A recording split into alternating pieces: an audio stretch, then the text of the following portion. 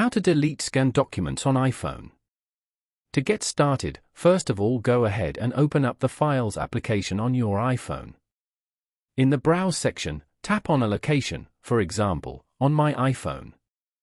Now, navigate to the folder where your scanned document is saved, such as Downloads. Find the scanned document you want to delete. Press and hold on the document, and from the menu that appears, select Delete. The file is now moved to Recently Deleted. Go back to the main Browse page and tap on Recently Deleted. You will see your deleted file here. Press and hold it, select Delete Now, and tap on Delete again to permanently remove it. Alternatively, open the Notes app. Here, you can find all folders linked to iCloud. Now, tap on New Folders to find the note that contains the scanned document you wish to delete. Swipe left on the note and tap on the Delete icon.